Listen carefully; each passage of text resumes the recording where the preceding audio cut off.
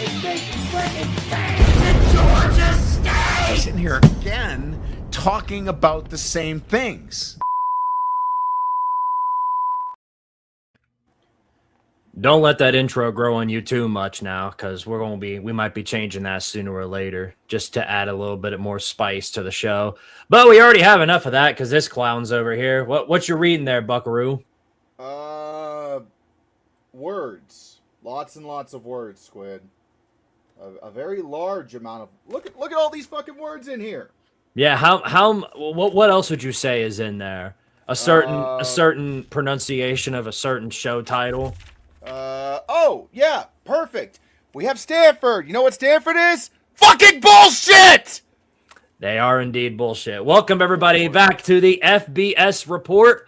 Hope you guys are having a fantastic Monday night. Glad that you're spending it over here with me and Red. So we have a lot. I mean, we don't really have a lot to talk about because you guys know it's the middle of June. So there's not really, well, actually, it's towards the end of June. Getting ready to go into 4th of July season. So that's going to be fun. But yeah, we are in the midst of really no major sports going on right now. Shout out to the World Cup, though, giving us a little bit of action. Paraguay is a state confirmed, by the way.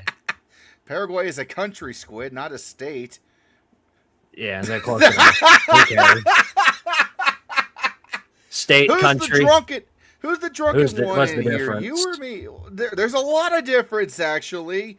Well, don't tell Canada they're a state. They're gonna get real pissed off about that. Well, yeah. Sorry, I don't wake up in the morning thinking about Paraguay. So. Neither do I. But Paraguay just knocked off the number 10 ranked country in the world of soccer in Deutschland. Paraguay went up to the penalty kicks. Went to Neuer, their famous goalie, and literally without fail said 9999999.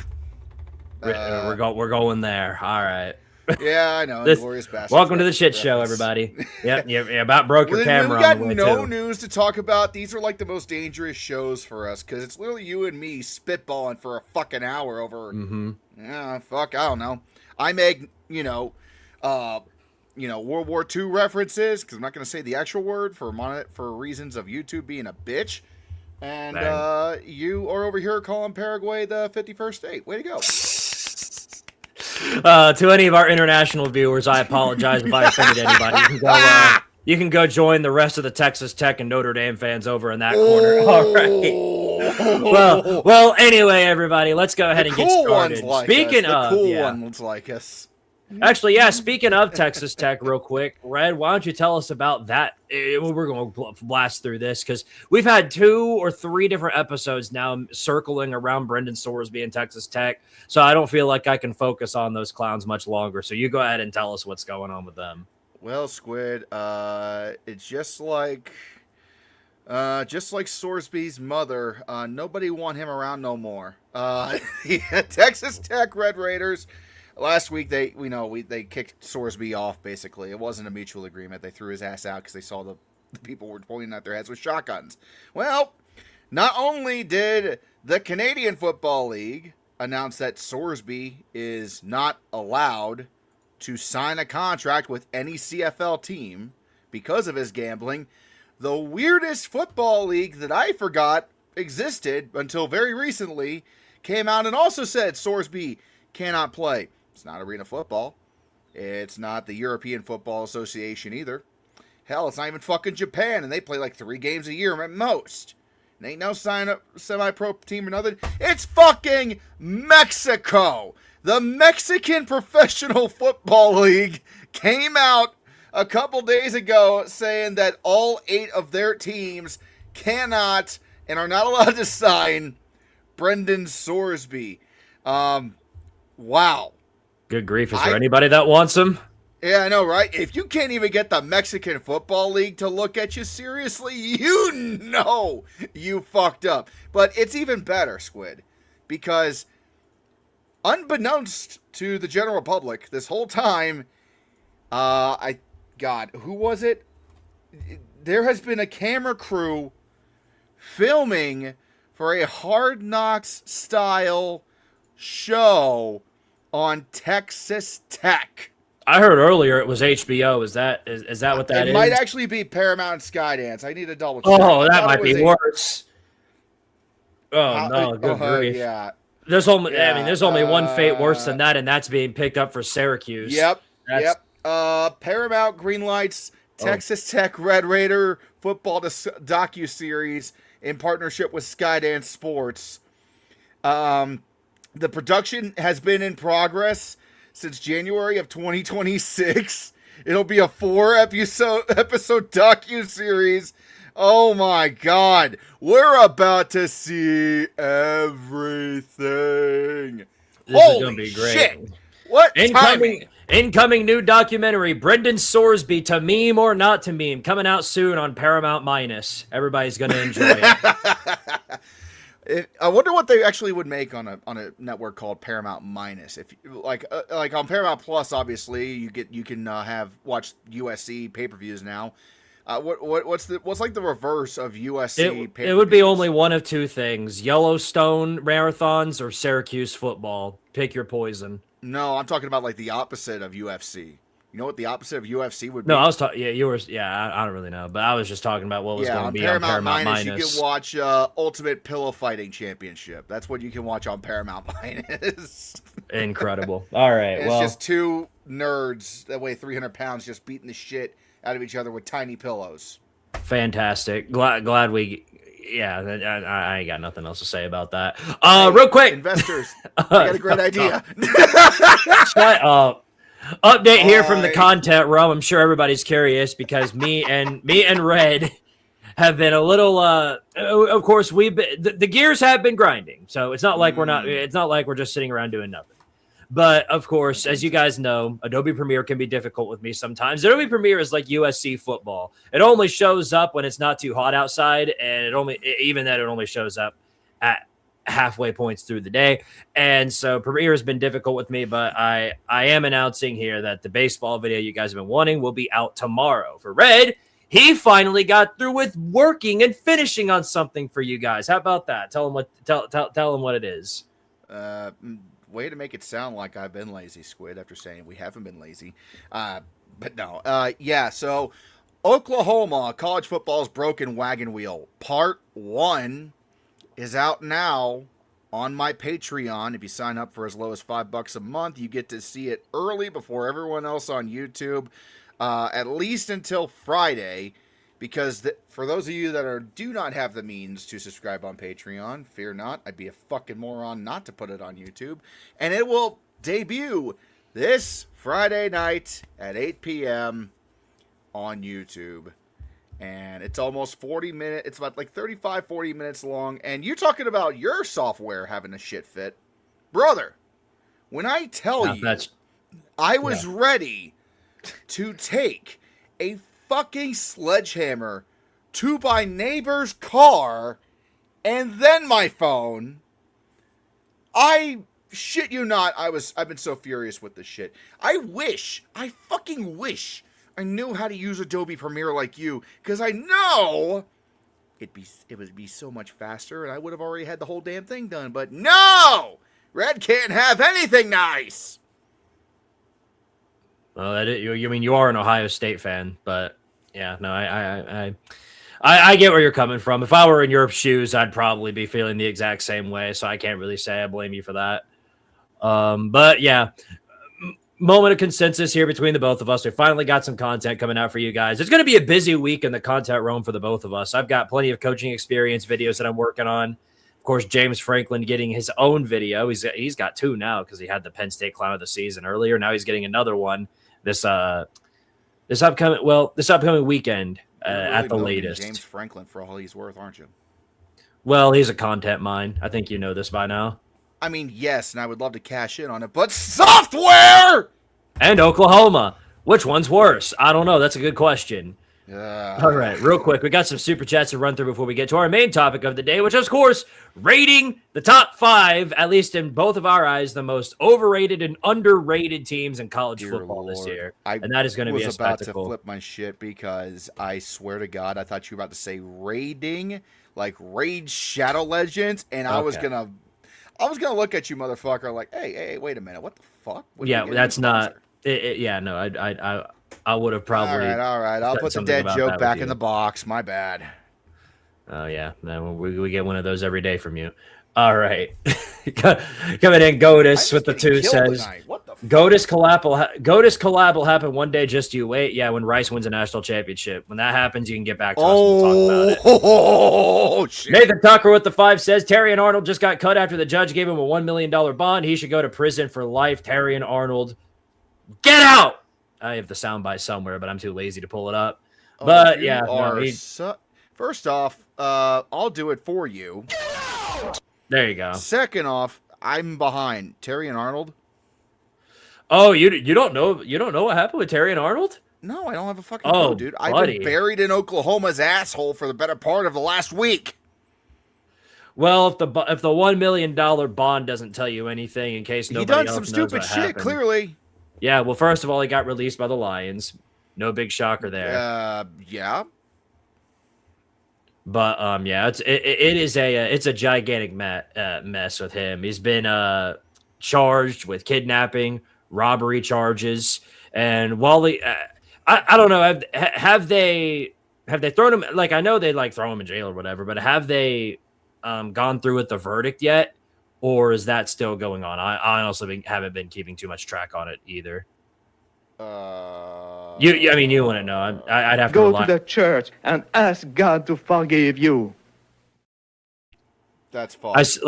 I'd have to rely on somebody from the live chat to address that further. But yeah, it is a messy situation to say the least. Yeah. All right, let's move on to something happier then. Yeah. Yikes. Sorry. Gone with the 2 says the Bendes Republic falls to the might of Paraguay. Incredible. Is that how you say it? What? Bendes Republic? Bundes Republic. Bundesrepublik. God, that's weird. Yeah, we're English, so we're American, not English, dude. It's Independence Week. I said we're speaking English for fuck's sake, man. We're English. You said we're ... English. All right, I'll shut up. Let's move on. Please. I'm on one tonight. Yeah, you've been on one all week. Nathan Tucker with the 2. And who knows? Sorsby could possibly be banned from the UFL too. Well, he's been banned from Mexican football too, so it wouldn't surprise me all that much. Goda says talent fee, baby. Yeah, let's go talent fee. Taco with the 5. Congrats to Oklahoma for winning the World Series as an unranked team. It's to Paraguay for eliminating Germany from the World Cup. Viva Mexico! What does Mexico have to do with either of those 2 things? I don't know. I guess he just wanted me to say it. Sure. Or somebody to say it. Irvin Alvarado. Dinos del Saltillo is a football American team in Mexico with the dino logo. It's cool. More dinosaur mascots. You know what? A local high school that used to have the nickname Redskins in the Cincinnati area, they changed their name to the Raptors a couple of years back. How about that? Yeah, that's great. I thought it was kind of childish, but it's kind of grown on me a little bit.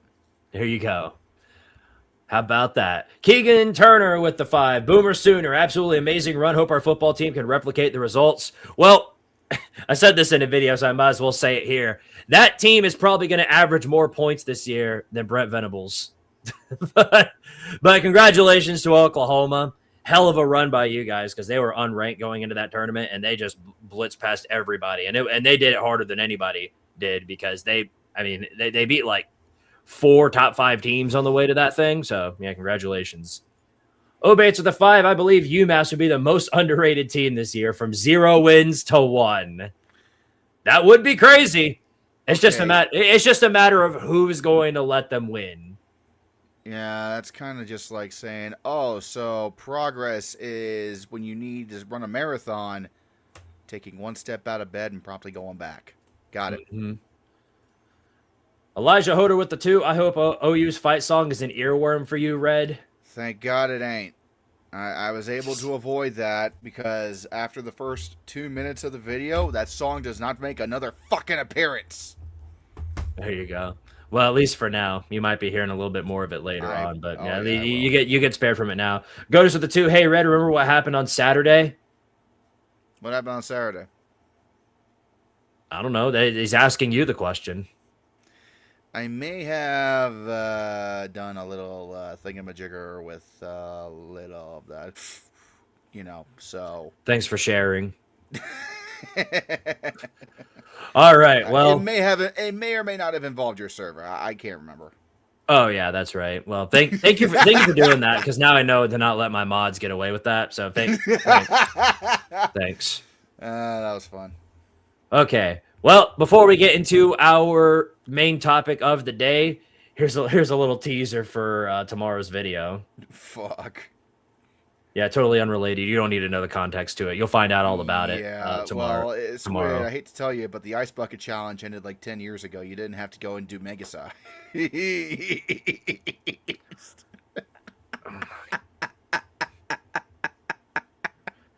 Thanks for the joke, Grandpa. I'm here all week, Sonny. I was like, how, dude, you were probably only like what, like 9 years old 10 years ago or some shit. It was more like 40. Oh well, I'm a man, you know. Hey, you know what, man? Since you say you're a man, you ought to grow a beard. Who else thinks Squidtard should have a beard? I tried that and it looked really bad. I'm just not one fit for the full facial hair look. You don't understand. It always looks a little bad at first when you try to grow it the first time, but slowly the rest of the hair comes to the surface, and then suddenly you trim it down once, and it's even. Yeah, we'll come back to this 2 weeks later, and you're going to tell me the exact opposite. You're going to be like, that looks like the fucking most disgusting thing I've ever seen in my life. You got to go take that right now. Yeah, no, I would probably tell you, buddy. I said grow a beard, not play with Sharpie. Like, what the fuck is this shit? You probably would tell me that. Okay. Well, real fast, before we go ahead and continue on with the rest of the show, we have to, of course, plug our sponsor here on the show, and that's none other than Prize Picks. Thank you very much for sponsoring Squidtard Sports and Red5478. Prize Picks is the place to go if you're looking for an easy and efficient way to play while making cash along the way. You can play $5 and get $50 instantly in lineups. Is available in all kinds of states, including Texas, Florida, and California. Here's a look at the most recent lineup that I made. And yes, I did not make hoo-ha, but I was close. I actually have you guys know I did. The one I showed last week, I actually won that one. So put $25 on it, won $155 off of that. So big gains. Big gains in the Squidtard household. I know. Funny. All right. But thank you very much to Prize Picks for sponsoring our channel. They do great work, help us out along the way. Great people over there. And of course, in case you haven't known, I'll tell you now, be sure to play responsibly. Don't play unless you know it's absolutely safe to do so. Yeah, and the last $50 in your bank account telling you play me is not a safe environment. You should report that money for abuse. All righty then. Well, moving on. We got to go ahead and talk about this. So as the main topic would give away the title of the stream show, today we are giving me and Red's take. We did separate ones here of the most overrated and underrated teams going into this year's college football season. And we both gave 5 separate teams. I looked through our list, and I think once or twice the same team appears on here, but on different sides. So it'll be interesting. Mm-hmm. But yeah, no, we're giving the top 5 most overrated and underrated teams in this college football season. Red, where do you want to start? Do you want to do overrated first or underrated, or do you want to do like back and forth? How do you want to do that? Start underrated, because overrated is kind of one that always grabs everybody's attention. So let's start with the underrated, because these guys usually end up, flying under the radar. Shocking. Mm-hmm. Yeah, real shocking. Now, I wish I put this up on the screen earlier, but I'll have to pull up their... Yeah, no, he's not. Yeah, I'm not... This is a professional show, everybody, in case you don't know. Yeah, but I guess... What do you want me to start for the most underrated teams? I guess we'll go from like 5 to 1. Sure. Even though the order doesn't really matter that much. Yeah, well, here we go. I'll give you an underrated team right here. And this is one that I think a lot of people don't have on their radar because, well, they sucked last year. They're going into this year, and it's kind of a make it or break it year for this head coach. And the moment you hear me say it, you'll know who I'm talking about. But that man is none other than Shane Beamer. For number 5, I've got the South Carolina Gamecocks as a underrated team. And I've got the over-under from FanDuel. I know we're sponsored by Prize Picks, so I've got the FanDuel. I couldn't find the odds for over on there. Wow. They will be available soon, but just I haven't seen them right now. Okay. But yeah, the South Carolina over-under is set at 6.5 wins. So kind of small, all things considered. I know they all had a really bad season last year. The year before, they had a really good year, finished out 9-3, and they had the sort of same expectations going into 2025, and they fell flat on their face, lost a bunch of their games.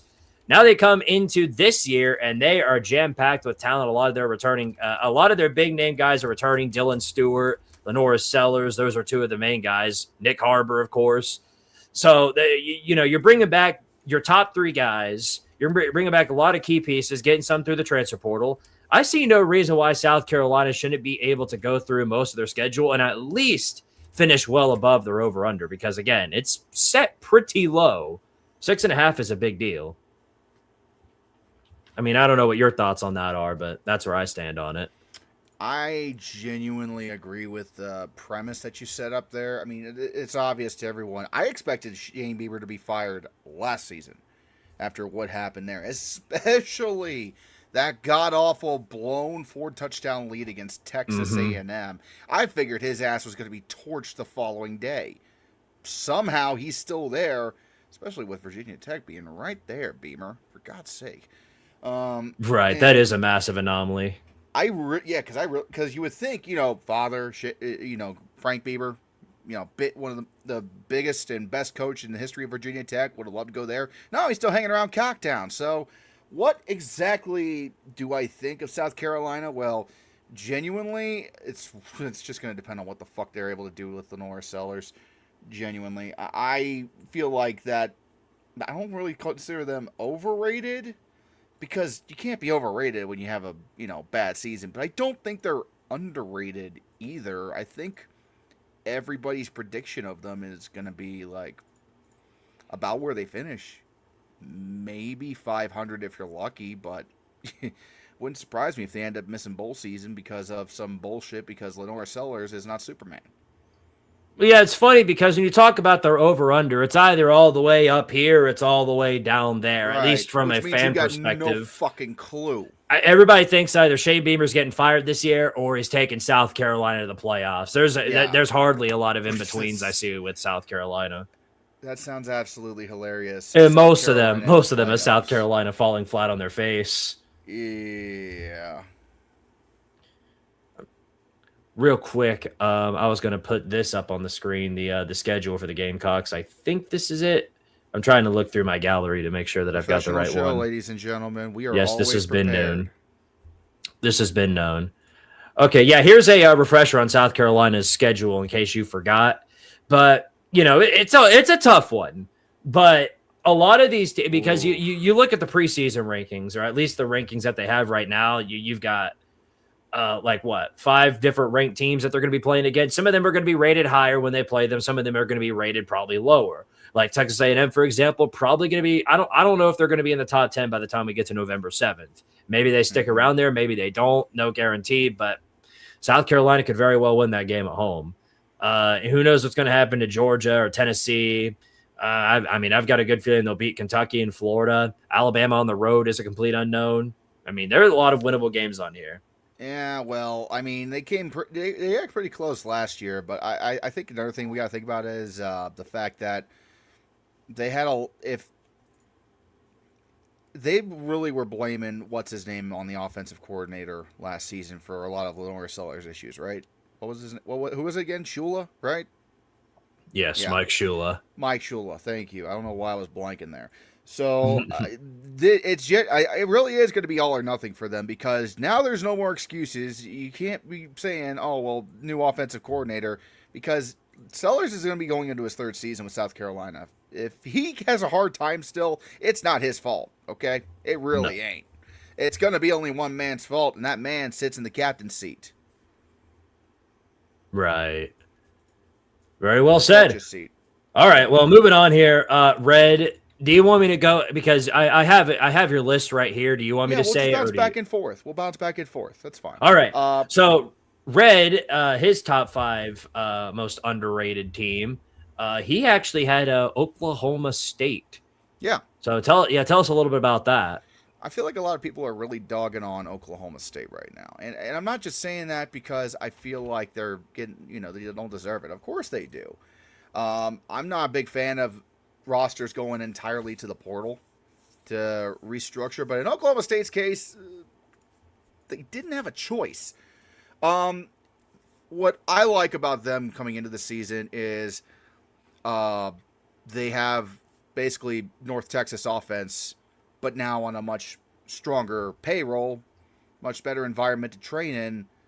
And honestly, in terms of the conference, it's the Big 12. I'm not saying Oklahoma State's going to go win a Big 12 championship or nothing next year, let alone playoffs. That would be asinine to say. But they've only won 4 games in the last 2 years? 3, maybe? They have been the absolute drizzling shits with only a handful below them to save them. Anywhere but where they were last year is going to be viewed as a positive, and genuinely, I feel like that you take a look at the schedule here, there's a lot of guys they got to go up against and all that shit, but there's some games that if North Texas's offense comes in with Coach Morris and they're able to restructure what they have with some new faces and do something with it, they have enough potential to win 5 games. And I know that doesn't sound like, they're the underrated guys. Do you have any idea how much of a fucking improvement that would be in Boone Pickens if they win 5 games next season? Everybody will be throwing a fucking parade in the streets if they win 5 games. It would be the most successful they've had in forever. Right. To give you guys a quick idea on Oklahoma State and where their odds are, well, they're currently set at 5.5 for win total, which means that if you think they're going to go over that, that means they're going to a bowl. If you think they're under that, that means they're going to finish 5-7. Still way ahead of where they were last year because it's pretty hard to win only 1 game and then somehow be even worse after that. Yeah, no kidding. Yeah, but Oklahoma State to me is kind of an enigma because from a fan perspective, I think they're actually overrated. And that is because there are a lot of fans, a lot of accounts, and EA college football too, who are rating Oklahoma State all the way as high as here. It's the first time I've ever seen, and if this continues, we'll see it. But if Oklahoma State wounds up, being somehow ranked in the preseason, it'll be the first time a team's gone 1-11, and then the following season starts ranked. It'll be the first time ever in the history of college football that something like that has happened. But it happened in EA college football. They're sitting there ranked at number 25. Why? So, I don't know. That's absolutely crazy. When I say I think Oklahoma State's a little underrated, I only mean a little bit. They're only a little underrated. It's just because of the pure potential that this new offense has under Coach Morris. That's mainly it. They're bringing in Drew Mestemaker and Caleb Hawkins and Wyatt Young from that team, and they were torching some of their opponents. They were torching defenses across the American last year. So I feel like they could be I felt like a lot of people weren't really taking them seriously. But if you're telling me EA is putting them in the top 25, they need to go touch grass. They ain't top 25. I think we need to slow the brakes on that. Yeah. If they come out and beat Oregon week 2, we can go ahead and shut up about everything that we've been saying. But that's Oregon and only week 2. The fuck, that ain't happening. Yeah, that would be a little ridiculous in my eyes. Either that or Oregon has some splaining to do. I mean, who knows? We've seen some goofy hoo-ha, so it wouldn't be the most surprising thing. I say that, but that would be a stunner. All right, number 4 of my most underrated. Funny enough, number 4 of my most underrated, Oklahoma State. So, funny how that works, because from from a analytics perspective, from, I guess, the experts, they're rating Oklahoma State pretty low. From the fan perspective, it's the complete opposite. That's why I've got him kind of low on my underrated list because, the fans all the way up here, it's kind of like a South Carolina thing. But the experts are rating them all the way down here. And then, it's the complete opposite with the fans, but there you go. All right, you're number 4. This is interesting. You're number 4 for the most underrated. Syracuse. Now, I know, because Syracuse was like Oklahoma State. They were an absolute dumpster fire last year. But you got to explain this one. You think they're underrated going into this year? I mean, I don't know. Real quick, the over-under on Syracuse is set at 4.5. So do you think they're winning more than 4 games this year? I do. I can see it. Wow. Yeah, I can see it. The main reason why Syracuse fell apart last season was just because they lost Steve Angeli against Clemson. Right? And Clemson, we dogged Clemson a fuck ton here, but they still went 6-6 and made it to a bowl game. And granted, Syracuse finished the season, 2-10, 3-9 after that? Yeah, 3-9. Mm-hmm. So let me take a look at their schedule again real quick, because I could be horribly off base here. But let's see. 1, I could see 2 against Cal, potentially. UConn? Yeah, they're restructuring, so that would be possible. No. Yes. No. Yes? Yes. Yeah, that's 6 wins. I could see them going 6-6. New Hampshire, Cal, potentially. Cal, yeah, I'm saying it, Cal. UConn, again, restructuring. North Carolina, they're a tire fire and a half. Everybody knows this shit. And potentially NC State, because, NC State's going to NC State, and Boston College. Because we all know they're a complete flaming train wreck. I don't have statistical reasoning and bullshit like that. I'm not going to sit here and be like, I'm the Mel Kiper of college football. If you ever thought that, you're out of your goddamn minds. And also, pay me. But the reason why I'm saying this is because as a team, they really had a lot of potential last year, but since they lost Angeli kind of early in the season, everything fell off the wheels. It allowed them to kind of restructure and start the rebuilding phase towards the end of the season, especially some of the guys that had to fucking play. So I genuinely do feel like coming back this season, new roster, new faces, the guys that came back after last year, I just got a good feeling about it, man. I don't know what it is, but the Orange they're speaking to me. It's the best I got, okay? That's fair. It's your decision at the end of the day, but yeah.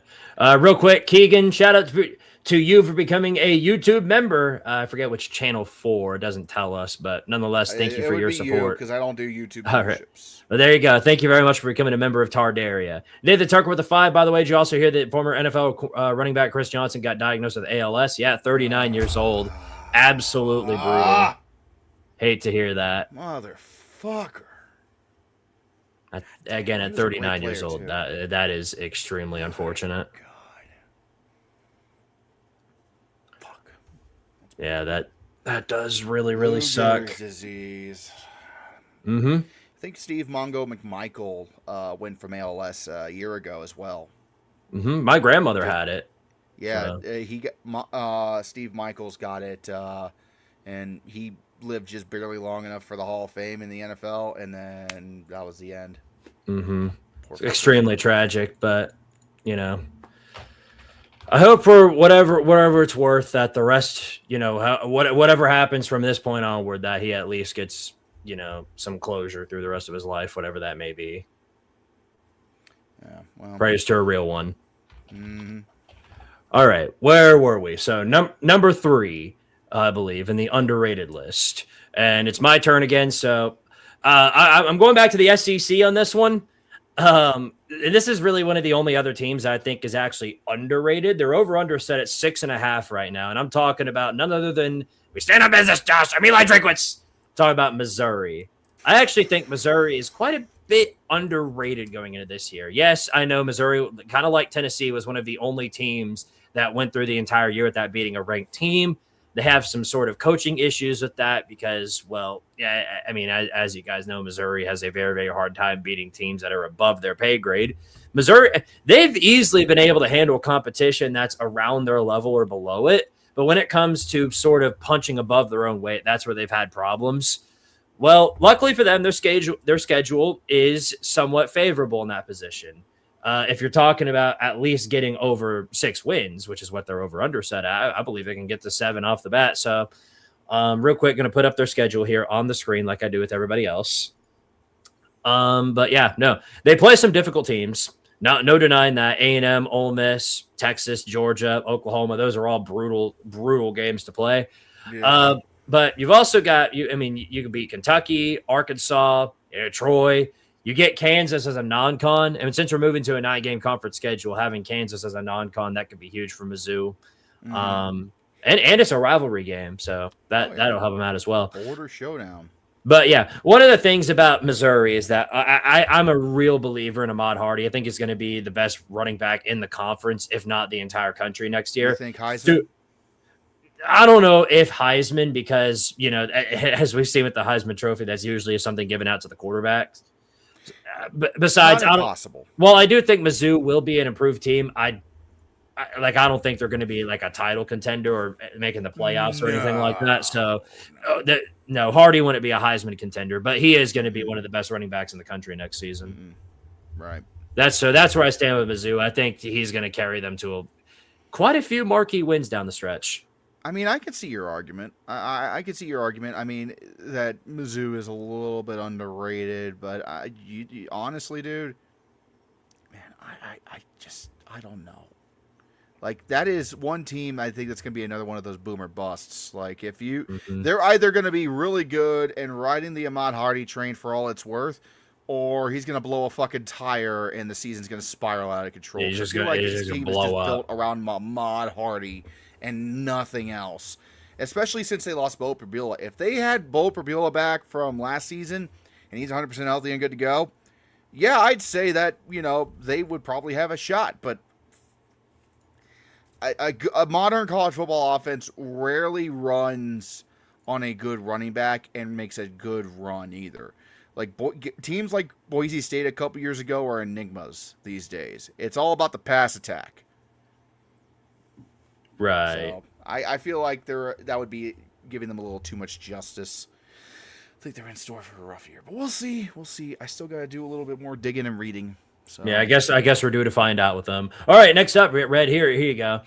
So you're number 3 most underrated, and you had to kind of dig deep for this one, not gonna lie, because of any of the teams that you could have chosen, this one was certainly they were under the radar a bit. And I'm talking about Central Florida. UCF. He's got UCF as his number 3 most underrated, and UCF's over under right now is set at 5.5. Yeah. So yeah, no. Tell us about that, Red. Why do you think UCF's underrated? I mean, Scott Frost went home, and UCF, they made some decent improvements last year. I know what the odds makers say, but I'm looking at their schedule already. For non-con, they got Bethune-Cookman, Pitt, and Georgia State. 2 out of 3 of those are pretty winnable. Then you got TCU, BYU, Baylor, Arizona State, and Iowa State all at home. I would reckon that half of those are winnable. Right? Arizona State, Iowa State, because they're rebuilding to hell.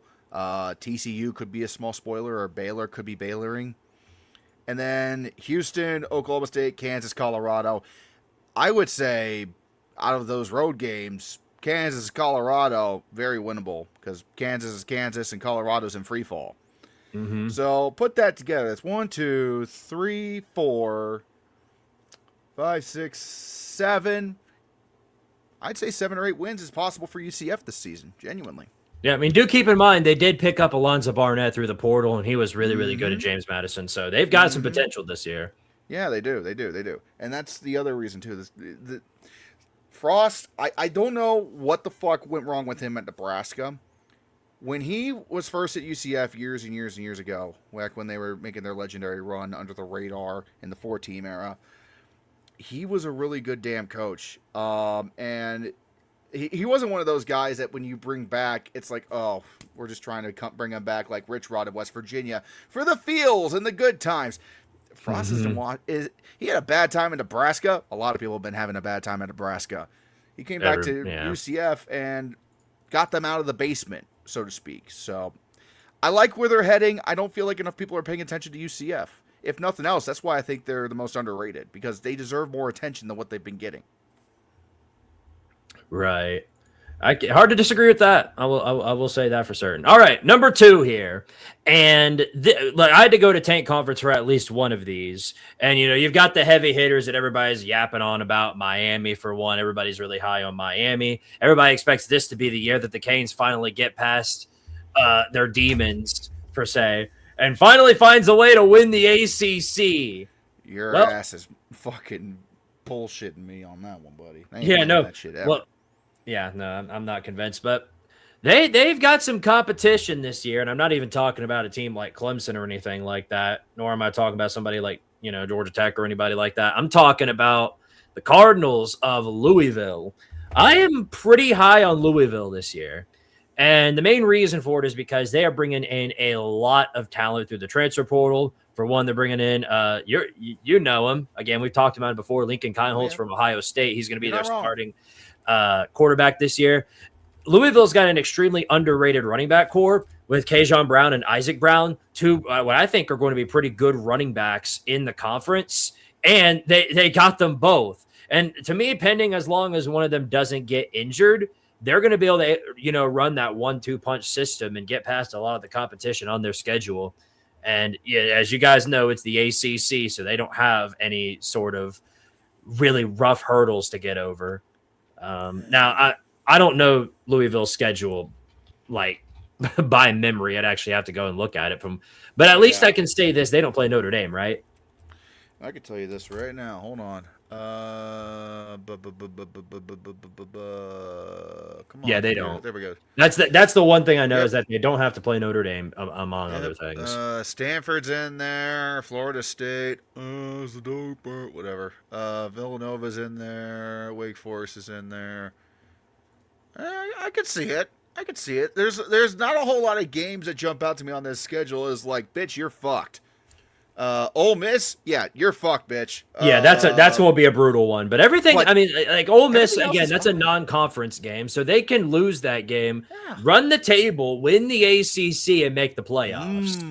I agree with you 100% on this. I mean, not just because I'm high on Lincoln Kineholz because of his allegiance to Ohio State, and that's he has having a massive competition with saying last year. But so from what I heard, he was only passed up because Julian Sam was just that little bit better. Lincoln Kineholz is developed a long time at a university that has, as of the last 10 years, been making some pretty damn good quarterbacks. So I definitely think Louisville got a steal in him. Whether the weapons around him comply is another matter. That is to be determined. But yeah, based on the conference schedule only, you look past Ole Miss. For the most part, yeah, it's really not bad. Like, you could easily make an argument here that if Kineholz and Louisville go on a run, 10-2, 11-1 potential. I'm not kidding about that either. Hard to argue with. It's there if everything else shows up. Now, speak of the devil, funny enough, Red, for your number 2, we were talking about the ACC. For mine, here's yours also from the ACC. Not the same team, though. He's talking about a different squad. The over-under on this team is 6.5 wins, and he's talking about Brent Key's Georgia Tech Yellow Jackets. Red thinks they are very underrated. Let me hear that. Yeah, you got to respect Georgia Tech. First off, just because they lost a lot of their great production from last season does not mean that they are totally fucked. They might not have Fernando Mendoza, but they have his brother. And Alberto Mendoza is definitely not a bitch quarterback from what I have seen and from what I have read. He supposedly, I mean, he's good enough to be on a fucking depth chart with his own brother who won the fucking Heisman. I would imagine he doesn't suck. But then you also look at their whole schedule here, and it's overall not the worst thing in the world. You could make an argument that outside of games against like Louisville and Georgia, you can make somewhat of an argument here for them to win the rest of the games, maybe 9-3. Maybe they could slip up against Clemson, or maybe they could slip up against Virginia Tech. But, I mean, outside of those two guarantees in a worst-case scenario against Tennessee and Georgia, I mean, I think they got the potential, genuinely. I really do. They could open some eyes. especially if they somehow find a way to beat the talent fee at home. If they do that, then the rest of the schedule looks extremely favorable if they find a way to do that, with, of course, the exception of the Mouse at the end of the year. But Yeah. that'll definitely open some eyes if they find a way to pull off that bullshit. All right. Yeah. Now then. I agree. It would open up some eyes and also open up a few other colleges' wallets because they would be desperately trying to hire Key at that point. Oh yeah, no, I'm surprised that they haven't been looking for him this year, but they did look for his coordinators. Oh, that's for certain. You can't get the head coach. Get the head coach's assistants. There you go. As old as time. All right, so now for my number one, and I'll go ahead and tell you guys, both me and Red's number ones are from the SEC, but they're different teams. So for my number one, I have this team. They're over under set at 7.5 this year, which is surprising since they made the playoffs last season and are returning a lot of favorable talent this year. Well, I'm talking about Oklahoma. I am very, very high on Oklahoma this year. For one, John Mateer is returning. Now, I don't know if I'm assuming his hand is going to be all the way healthy. Is going to be a fully healthy John Mateer that's going to be playing for the Sooners. But on top of that, they're bringing quite a bit of returning talent and talent through the portal through Trell Harris and Parker Livingston. Satania's coming back for another year. That's absolutely huge. They're bringing back quite a few of their defensive marquee players. Kip Lewis is a guy everybody's going to have their eyes on. Yeah, Oklahoma's talented this year. And I think a lot of the reason why Oklahoma is so, I guess, underrated would have to be where their schedule lines up. And it's because, well, they have a stretch of marquee difficult games. Michigan as a non-con in the Big House could be tough if Michigan winds up being pretty good. We'll see. But then after that, you open up your conference play with Georgia in Athens. That's going to – I have no idea what's getting ready to happen there, but that is going to be a brutal one before a bye. Then you get, of course, that's going to be showdown. Then Kentucky, Mississippi State, South Carolina. All those are winnable. But then, of course, Ole Miss and A&M towards the end of the season. Oklahoma's got some difficult games, but if they're as good as I think they're going to be, the Sooners have the potential to win any of the games on their schedule in here, and that does include Georgia and Athens, because we're talking about the same team that knocked off Alabama and Tuscaloosa last year. So literally anything is possible for this squad in my eyes. So yeah, that's my most underrated team. I disagree. You think so? I really do. I just got done making a video for the last 3 months on just the. Oh, you're just saying that because you had to edit that video, and now you got some sort of grudge against them. Man, come on! No, I have no grudge against Oklahoma. Akbar would be very sad if I did, but I don't have a grudge against Oklahoma. I just call it like I see it, Squid. You and I both know this, and as I see right here, Georgia, Texas, fucking Ole Miss, A&M, 4 guaranteed losses right there. If Michigan is half as good as what people are hoping that they are, 5 losses right there. So shit, you were just talking about how Missouri could be underrated. 6 losses right there. I'm not kidding. It would not surprise me at all, because the one thing that really saved Oklahoma's ass, especially towards the end of the season, and yeah, you can argue that was because his quarterback got banged up early in the season, but it was the defense. The defense had to save their ass at the end of every single fucking game because the offense ran out of gas and couldn't score more points. That's exactly what happened in every close game leading up to and including the playoffs. So, and from what I understand, I don't know if Oklahoma's defense is fully back from last year. They might have some holes that needed to be filled, if I'm not mistaken. So, I don't really see them as underrated. I feel like that's being pretty damn generous. That said, I don't think they're going to be totally terrible. I don't think they're going to miss a bowl game. But I don't think we're going to see another sneak into the playoffs like we did last year. Alrighty then. Well, you heard from him. That's not something I can really. I mean, whether or not that's my opinion or not, that's his at the end of the day. But this is a fact right here. They're losing to UTEP. UTEP's a playoff team, sir. Yeah, UTEP is a playoff team. I don't disagree with that whatsoever. Go Miners. There you go. All right. So for your number one most underrated team, Red, another team from the SEC here. I mean, I don't know. At first, I thought it was a head scratcher too. But then I looked at their over-under, and it's also set to 7.5. So after hearing that, I kind of understand it a bit more, especially with all the talent that they have returning. Also another team that made the playoffs and ran farther than any other SEC team did. Red's talking about Ole Miss. Red thinks Ole Miss is very, very underrated this year. So I do. Tell us about that. I do. I think a lot of people are looking down on Ole Miss just because of the fact that they lost a lot in the portal. And I mean, some odds makers, like you said, some people are putting them at 7 wins, 7.5 wins, maybe 8. No, let's be honest here. They got Trinidad Chambliss back after, bribing a couple of judges, I'm sure. And they got a lot of the talent that took them to the dance last year back. And normally when a team loses a head coach, you would think, okay, that's a drop-off. That means they're going to suck next year, or they're going to at least have a step back because the coach has to get his system into place, and it's going to be a little rocky. Pete Golding just literally grabbed the baton out of Lane Kiffin's ass and said, "Shut up, bitch," and made a run for his life all the way to the semifinals. And people are saying that Ole Miss is only going to get 8 wins. Fuck, they're my favorite to win the SEC, I think, maybe. Wow. I'm not kidding. There's a lot to like about Ole Miss. I'm not just talking about Trinidad Chambliss. With what they did, everybody is talking about Texas. Everybody's talking about Georgia. I don't know why a lot of their players are getting arrested. Everybody's talking about. Yeah, love to hear. Love those. We like the Georgia strays here in Tard area. So thank you for that.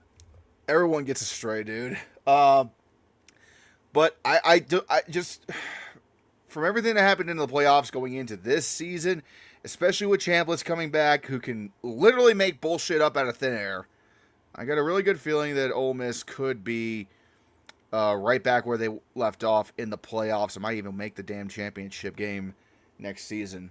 They have the potential. They have the talent. I don't know why people are doubting them so much, just because Lane fucking Kiffin packed his bags and flew south for the tennis sluts or something, from what I saw on X. Who knows? Wow.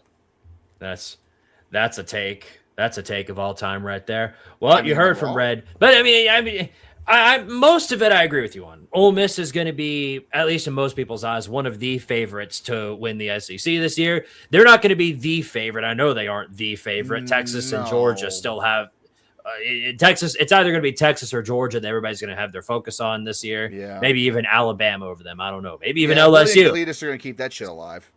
Yeah, right. So it's no guarantee, but they do have a favorable schedule. And if Chambliss and Kawan Lacey wound up being as good as advertised, which I'm sure they will be, they could potentially have an easy run to Atlanta. We'll see. Easy. We shall find out in due time. Well, there you go. Those are our most underrated teams. Underrated. Yes. Now it's time to ruffle a few feathers, because now me and Red get to talk about, in our eyes, the most overrated teams. And since Red is showing how ecstatic he is, we'll let him start this time. We'll do vice versa. So Red's we'll start with number 5. Red's number 5 most overrated team right now. And I'm going to tell you right now, I don't agree with this one. But he pulled one out from the AC. He pulled one out from the ACC this year. Their over-under is set at 7.5. He thinks they're going to do way worse than that, actually. Mm-hmm. He's talking about the Clemson Tigers. So yes, you are very low on Clemson this year. So I want to hear about that. I am extremely low on Clemson. If it's just there's no real reason because of player personnel or coaching changes. It's just Dabo. It's genuinely just Dabo Sweeney. The fucker is not adjusting to modern college football the way that he needs to. He's not using the transfer portal enough. Yeah, he's trying to get in touch with NIL, but the players he's getting in are the scraps. He's not landing the top recruits anymore. Okay? The way that Clemson fell off of a fucking cliff last year, it's not an anomaly. It's a result of years of trying to band-aid over a system that no longer works. Sure, you can make the argument that they have an easy schedule. You can make the argument that outside of LSU, Miami, and maybe Georgia Tech, they should be able to win all 9 other games and do reasonably well. with Dabo and the player personnel, I just do not like the way that he has been running things. I do not like the way that he is doing things at all in Clemson. So I just have no confidence. If they can go from where they were a few years ago to barely making the fucking Pinstripe Bowl, and it's been like a slow decline, why would there be any sort of improvement after the decline has continued for 5 years? The party's over. Pack up the pizza and go home. And but just, to win, you got to not lose. I mean, it's just simple as that. No shit. Yeah, he said it better than I could. I think it's better than anybody else could, because no one else ever says that. Right. So here we go. For my number 5 most overrated, and the moment you hear the name, you're going to immediately go, okay, Squidtard smoking crack. And right, if I didn't see the over under on this, I'd probably agree with you. But my top 5 pick for most overrated this year is Notre Dame, and my reasoning for that.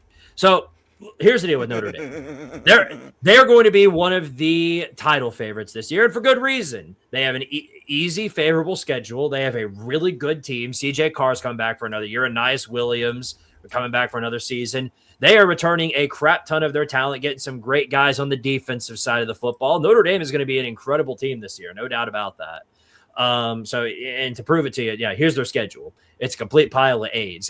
They're going to blast through most of these guys, like Rice, Michigan State, Wisconsin, Purdue, North Carolina, Stanford. This is the benefit you get of handpicking most of the teams that you play on your schedule, is that you get to handpick a bunch of nobodies and, easily glide your way to 10 wins. But here's the over-under for Notre Dame. It is set at 11.5. Which means that if Notre Dame wants to go above that, they have to go 12-0. They have to win every single game on their schedule. And it doesn't matter who you are or how much talent you have. It's hard to go 12-0. I mean, the teams that you've seen in the past who have been really, really good could tell you a little bit about that. I mean, people are going to talk about Indiana going 16-0, but they had some difficulties along the way as well. They needed miracle plays to get past Iowa and Penn State. Georgia's had a few years where they've lost games but still had a really good season. Alabama's done the same thing. Ohio State, same thing. They gave up 55 points to Iowa one year when they made the playoffs. It's stuff like that. So it is extremely difficult for any team to go and win all of their games in their schedule. And yeah, I don't see Notre Dame doing that. I think they're going to be a team that's going to make the playoffs. I think they're going to win most of their games. But I think they're going to drop one probably between BYU, Miami, or SMU. Those are the 3 contenders for beating Notre Dame. Or maybe one of these random jabronis comes out of nowhere and finds a way to pull off the upset of the century like Northern Illinois did 2 years ago. I can't say for certain. Yeah. You can do it, Stanford. I believe in you. Right. Stanford might not win a game, and it ain't going to be Notre Dame. I'll tell you that much. You know what? You're right. I should have said, I believe in you, Rice, just so I can look at Notre Dame and say, ha! No, it would be hilarious. Don't get me wrong. That would be the funniest thing to ever happen, but I just don't see it. You lost to food. Yeah. General Miley said it best of the two. Hope God's golden dome's here. You lost to food. Tee-hee. All right. You lost to food. I want to be able to tell Notre Dame that's so bad this year. I would love that. Would make my season. I'd retire. You'd have a content mine for years though if that were to happen. You know what? Fair. That's not the way to do it. That's not the way to do it. Okay. All right. Number 4 on Red's list for the most overrated. He's going back to Tank Conference for this one. And, they're going through a rebuilding era, especially with now just hiring a brand new head coach, a longtime head coach from the Big Ten. We're talking about James Franklin's Virginia Tech team. He is very, very low on Virginia Tech this year. Their over-under set at 6.5. Yeah. Red thinks they are very overrated going into this year. So let me hear about that. I don't think after they play the first 4 weeks they're going to make it to 6 wins. I really don't. I really do feel like 4-8, 5-7 is extremely likely for them this year, and I'll tell you why. A lot of people are talking about James Franklin like he's coming in to be the fucking savior of Virginia Tech, and they're coming in, bringing in some talent from Penn State, bringing in some guys from elsewhere, recruit. Suddenly, it's a lot easier to get recruits to pay attention to the Hokies again, and Metallica entrances and all that shit. Need I remind you what the fuck happened to Penn State last season? Need I remind you? The way that James Franklin did things in Penn State, it did not end well. After 10 years. Yes, they have a lot of good things coming in, but their quarterback is Ethan Grunkenmeyer. Do you even remember how good he did last season? He had his highs and lows. He had a lot of lows. Okay? Had a lot of lows. I feel like it's just the value right now from transferring a bunch of fucking names into one area to rebuild a roster seemingly overnight, it's a genuine boomer bust, right? And all you gotta do is look at Colorado. Anytime a team fucking does this, it's either going to be immediate success or total, complete, catastrophic failure. There is no in between. Florida State, the exact opposite end of that spectrum. Some teams boom, some teams bust. I feel like all this talent coming into Virginia Tech, when Virginia Tech's not really ready for it, and it's a first-year head coach, they're going to have a lot of missteps. All right, well, you heard from him on that. Now for my number 4. And again, kind of like Red's number 3 for the most underrated, I had to kind of dig deep for this one. Now, we left Group of 5 out of this, and we're, that because we didn't feel like going through all those teams and trying to figure out which ones are overrated and underrated. Why would we be trying to... Some of them are just unrated because nobody cares about them, so you got to keep that in mind, too. Looking at you, Akron. Yeah, but I did have to dig deep for this one because this team is on the radar for some people, and I don't see why. And I'm talking about UCLA. For whatever reason, people are actually putting some focus on the Bruins. They have an over-under higher than a lot of teams in the Big Ten. They're set at 6.5. And I'm not going to lie, for UCLA, that is pretty daggum high. First of all, as you guys know, Nico Amadalivia is still their starting quarterback. He's not gone. Somehow he did not leave for a different school. And yeah, I wasn't a believer in Nico last year. And we all saw why. He was absolutely terrible last year, a complete and utter mess. And they lost a ton of what made them UCLA last year. Now, of course, they did bring in Bob Chesney, and Chesney has shown through his efforts that he's got the potential to make some work. And I think he will in due time, but I don't think it's going to be this year. First of all, he went the Dion route, and instead of recruiting anybody, he brought his entire team, with the exception of Nico, is through the transfer portal. Wayne Knight's pretty good. Think he'll be pretty good in the conference, but I just don't think you bring your entire team from James Madison. Like there are a lot of teams out here that I don't think you're going to be able to beat. And it's because, you're in the Big Ten now, since it's not James Madison, you're not playing the usual Sun Belt bums every single week. You're playing some really, really tough competition down the stretch. You got to play Oregon on the road. You got to play Michigan on the road. You've got Southern Cal at the end of the season.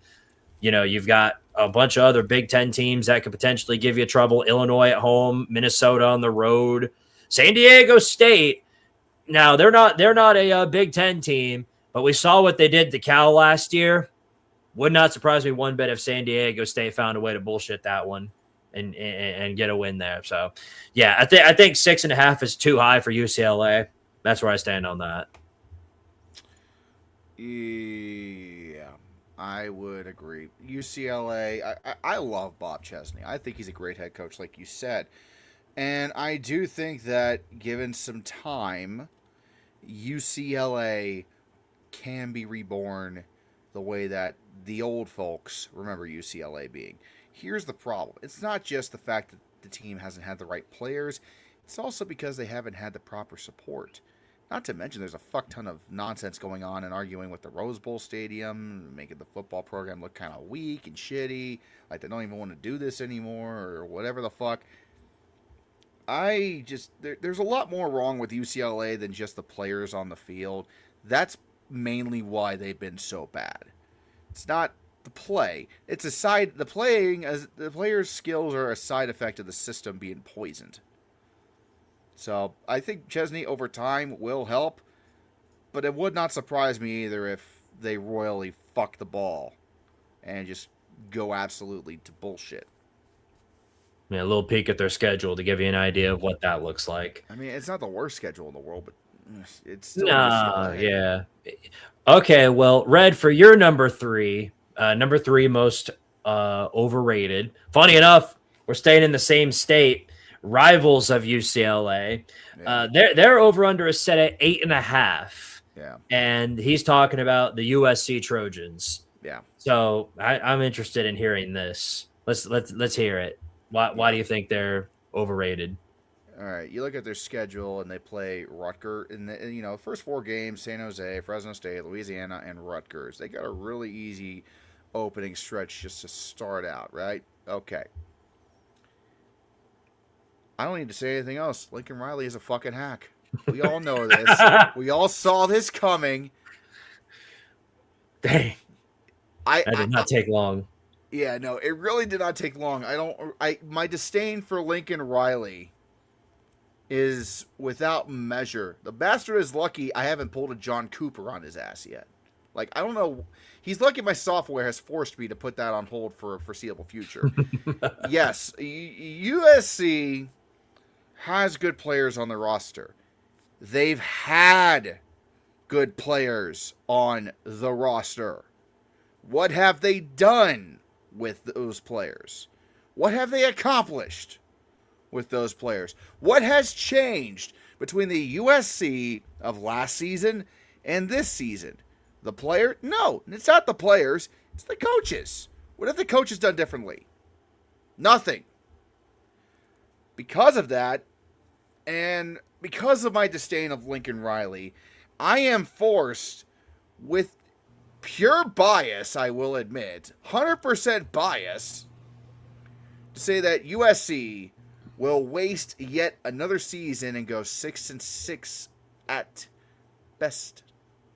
Yeah, that's. I don't know if they'll be that bad, but no, they're going to finish under their target. They're going to fuck up somewhere along the way, like royally fuck up. Oregon, Washington, Penn State, probably going to be losses. Wisconsin, I'm not going to give them that credit. They'll beat the shit out of Wisconsin. Ohio State, dead man walking. Indiana, dead man walking. Everyone likes to talk about how shitty Maryland is in November. I don't think they will be this year, at least against USC. Mm-hmm. Now, do keep in mind, because this is worth mentioning for Southern Cal, they're bringing in a brand new defensive system with longtime Big 12 man Gary Patterson as the defensive coordinator. Yeah, that's not going to go well. So to me, I've seen this story so many times. So many different coordinators have come and gone from Southern Cal, and it's been the same story. Oh, this is it. This is going to be the year that USC's defense is actually going to do something. And then game 1 starts, and suddenly they're no longer there. The defense disappears like they always do. But this is, in my eyes, the best guy Lincoln Riley has gotten for a defensive coordinator. If this doesn't work, nothing will. At that point, I'll agree with you. Lincoln Riley was just a massive hack, and he's never going to win a championship. But I guess we'll find out. It's the only thing keeping me in the good graces of Sooner Nation after what I'm about to unleash on them on YouTube on Friday. There you go. Alrighty then. Well, for my number 3 most overrated, went back to Tank Conference for this one. And longtime head coach leading this program, but I really don't think it's going to be for much longer, because the way this program is going here very soon, I've got a good feeling it's not going to be for much longer. And I don't know how many more years these fans can stand to this. I'm trying to look for their over-under right now. Yeah, here it is. Over-under for this team, 7.5. And that would be a usual season for this program, but they are without a significant amount of their talent. I'm talking about NC State.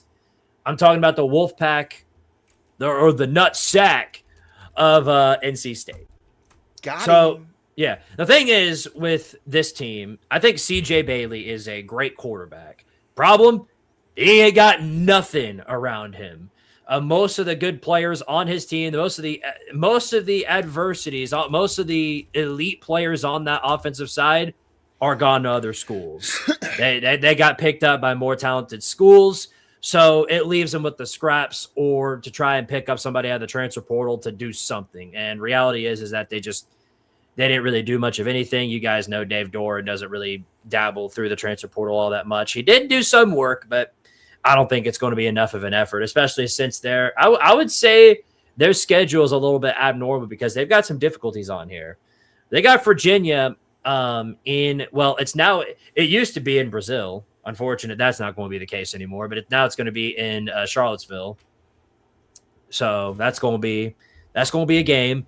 And if they blow that one, if they blow that one, which they very well could, rest of the schedule onwards is going to be a disaster because then they got Vandy in Nashville. I think they'll lose that one.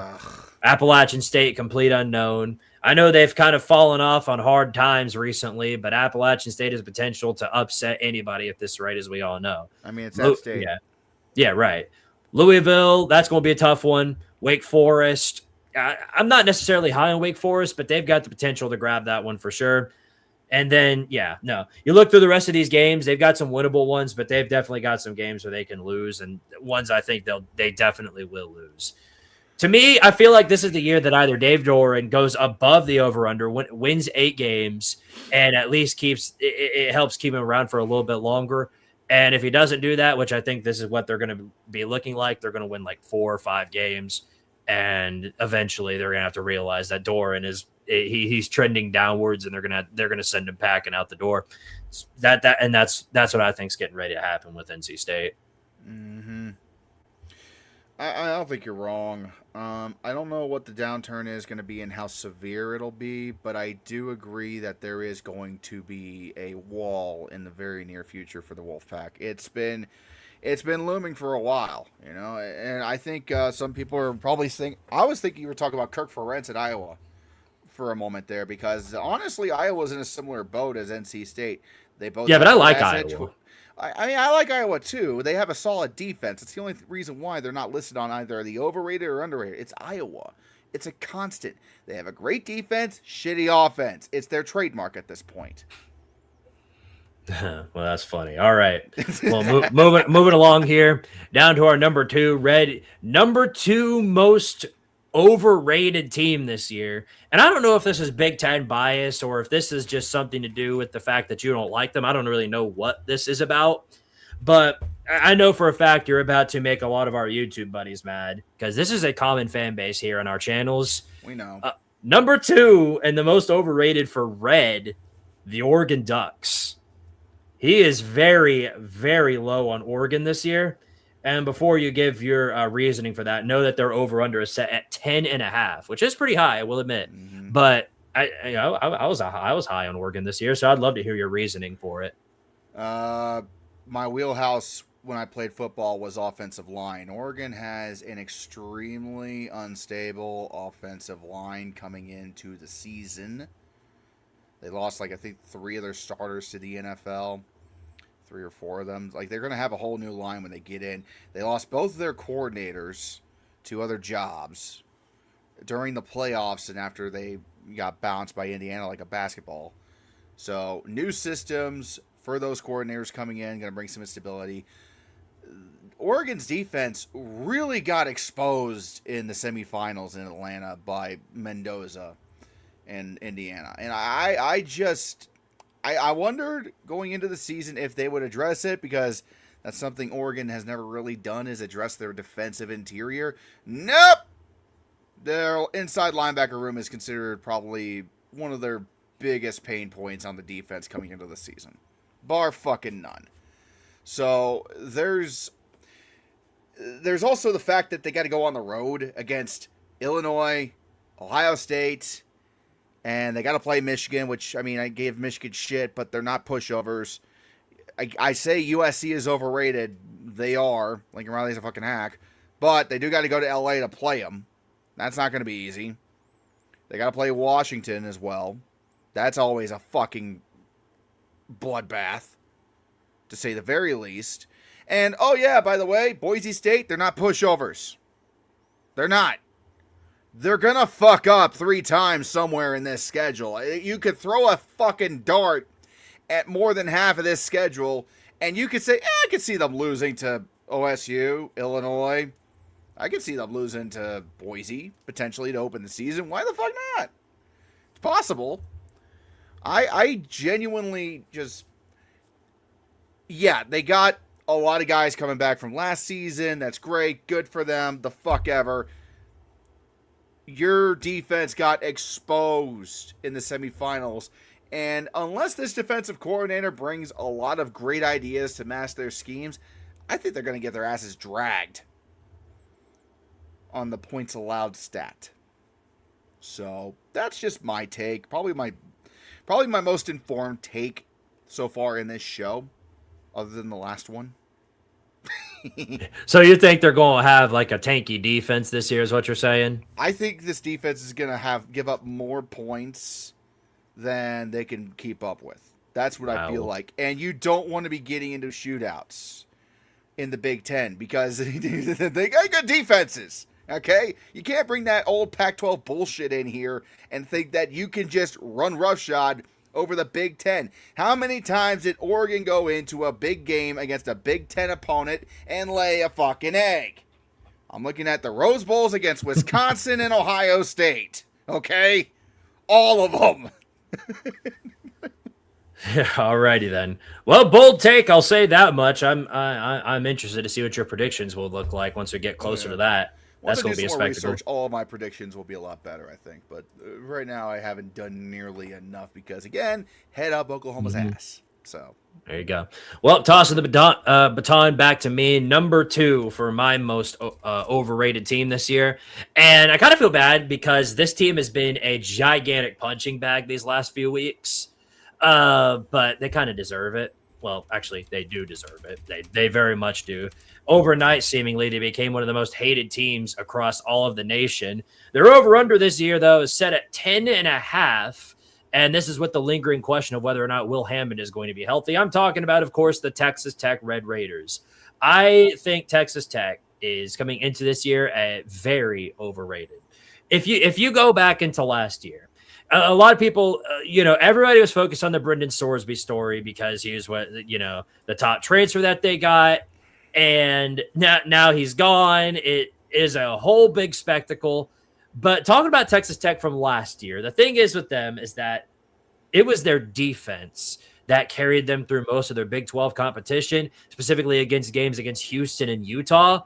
Their defense did most of the work. Jacob Rodriguez was probably the best player on defense last year, and I don't think anybody's going to disagree with that. They were very, very good on defense, but they lost quite a few marquee pieces on that defensive side of the football. They did replace him with some key guys. Austin Romaine, for one, I think is going to be pretty good, but there's nobody here in this comment section or anybody across the planet that thinks that Texas Tech's defense this year is going to be as good as it was last year, because that's just not the case.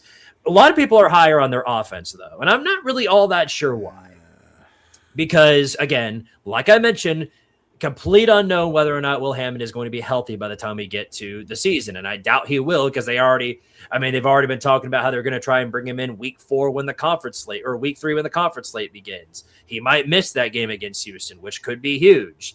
If they're not able to start him at any point through the season, then they're going to have to start a guy between either a redshirt freshman Lloyd Jones or Kirk Francis. Their running backs are an anomaly. Their wide receivers are absolutely an anomaly besides Micah Hudson. There are some big questions I have with Texas Tech this year. I'm not going to say that last year was a fluke, but it might have been a bit of a fluke, because I think this year is going to be a big letdown year for them. Cameron Dickey is good.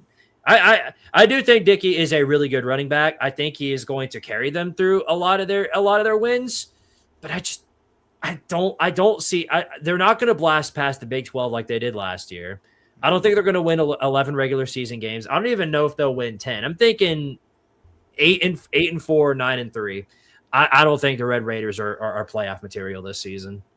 I mean, I'm with you. I completely agree with you there, because especially after this big fiasco with Brendan Sorsby, everybody, yeah, the points you make about Will Hammond, whether or not he's going to be healthy going into the regular season, recovering from injury, that's a big fucking problem.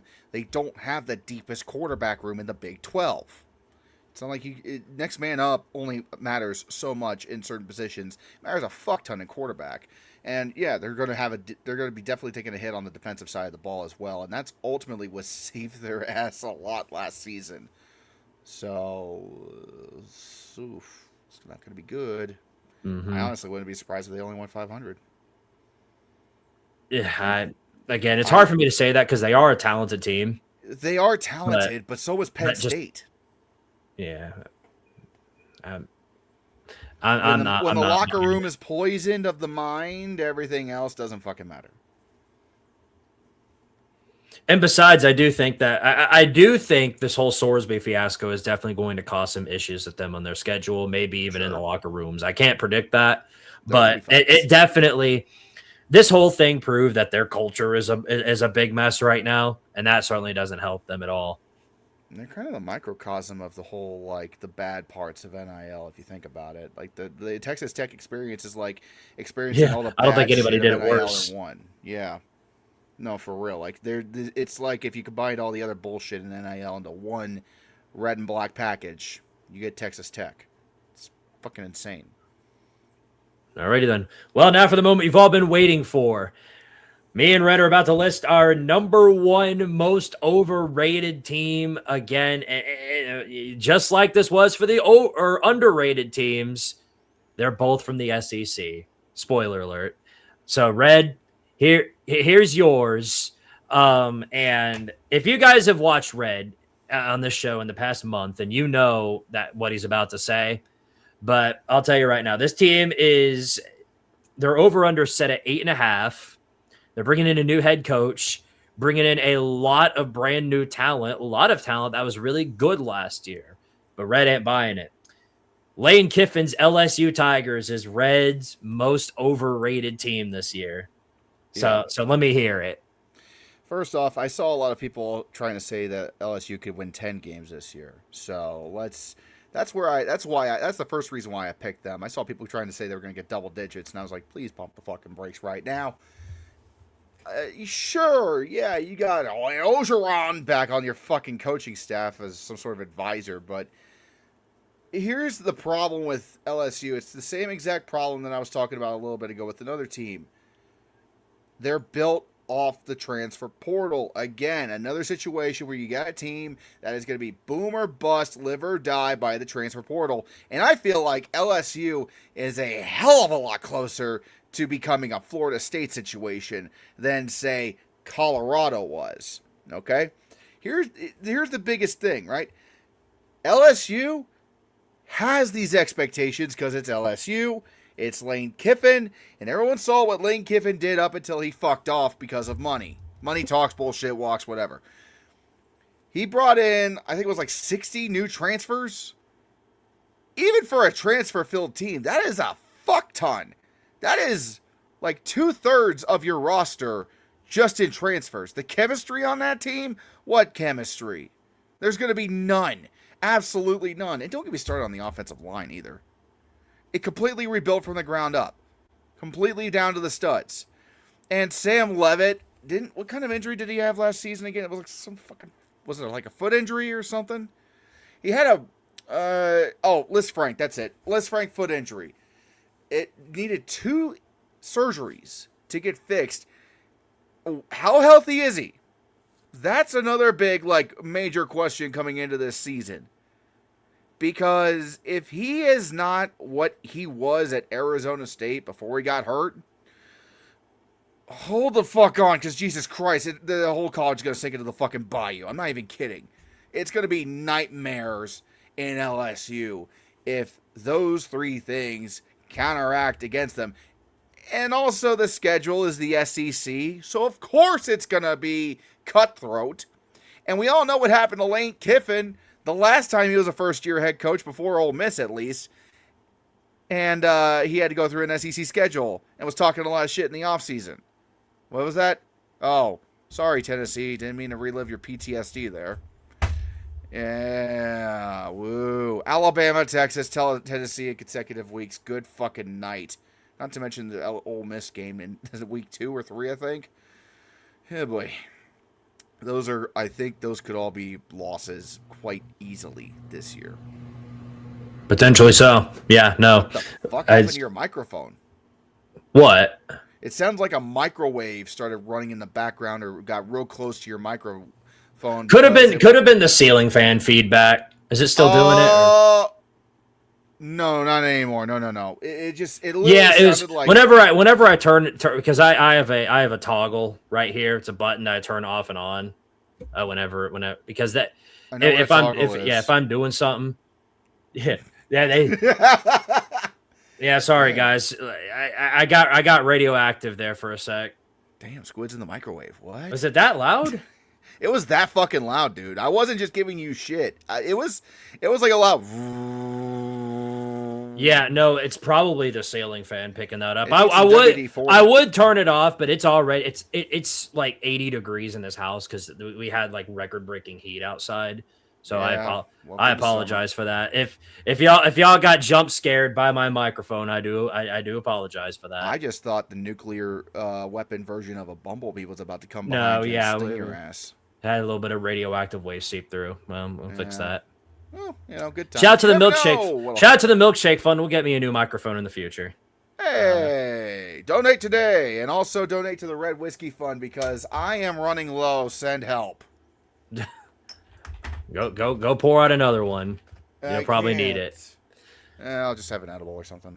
Okay. Well, all right. Well, the good news is you won't have to hear me muted anymore because I've got a lot to say about my number 1 most overrated team. I don't get it because this is something that happens with this team every single year. And every year for the past 5 or 6 years, they have done nothing but shit the bed, collapse all over themselves, do absolutely nothing in the offseason but shit themselves further, or they get a new coaching hire, they get a new player, new coach, a new assistant, new pet goldfish for the 3rd string running back, and every single time, all their fans, the analysts, and everybody else to do the same dadgum thing with them. Oh, it's a real deal now. They didn't do shit last year, but this year it's going to be different. I believe in this team this year. So, again, repeat cycle like always. New head coach, new assistant coaches, new roster, new quarterback, and it's an SEC team. Thankfully, they didn't make this mistake with Arkansas. They didn't do it with Auburn, but they're doing it with this one. This team's over-under set at 7.5. You've got dumbass fans running around saying that freaking John Sumrall's the next Kirk Cignetti. I'm talking about, of course, the dadgum Florida Gators. I knew within the first 3 sentences who the fuck you were talking about. Jesus Christ. Are they that delusional? What the fuck? They do this every single year, but it's even more ridiculous this year because now that Kirk Cignetti had his run, now they're comparing him to him because he spent a year at Indiana or something like that. I don't really know. But they're comparing him to Cignetti. And not only that, but you've got analysts running around saying that Florida is as good as like Ole Miss, LSU, the top contenders of the conference. They can beat Georgia. They can beat Texas on the road in Austin. It's absolutely shameful how far they are willing to glaze Florida just because they have a logo that 20-something years ago they won something with. Too bad. This ain't 2008. It's 2026. Why are we still glazing Florida? So what? John Sumrall won a bunch of games in the G5. You want to know who else did that? Billy Napier! That's who won a bunch of games back in the old days at the frickin' G5. Nobody cares. It's the different leagues conference. Can we get past this already? Going through Florida's roster, what are they bringing in? Well, DJ Wrongway gets replaced by Aaron Philo. Great. He was terrible at Georgia Tech, an absolute mess. They also brought in Buster Faulkner from Georgia Tech. Woo! Remember that one time when Haynes King wasn't playing and Georgia Tech's offense went from the greatest they've ever seen to completely useless in the snap of their fingers? Yep, that's who they're bringing in. And Aaron Philo played a big part in that, so have fun having a completely useless offense. Guess who they've got on the defense? Cormani McLean. Woo! let's hope he doesn't sit out this year. I'd certainly hope not. This is absolutely shameful. How far they are willing to glaze this team just because it's the Florida Gators. And it doesn't matter how bad Florida is. They're a contender every single year. They did the same thing every single year under Billy Napier. And every single time they were wrong. And now Billy Napier 2.0 is coming in.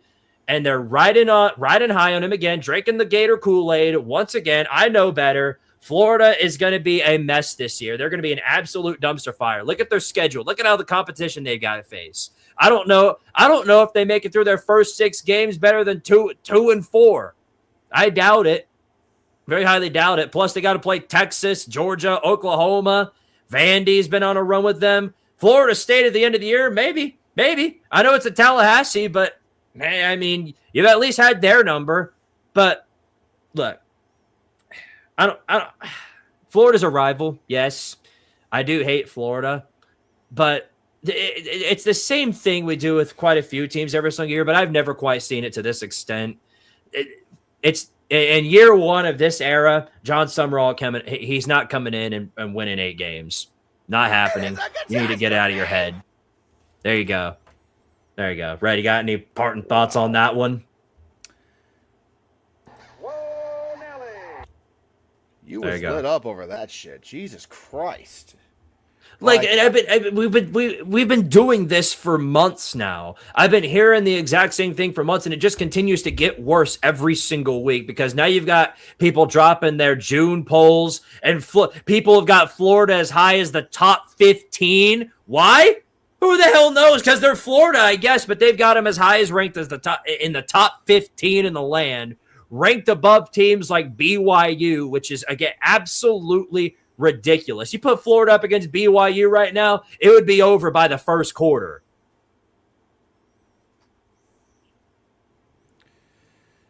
Oh, Jesus.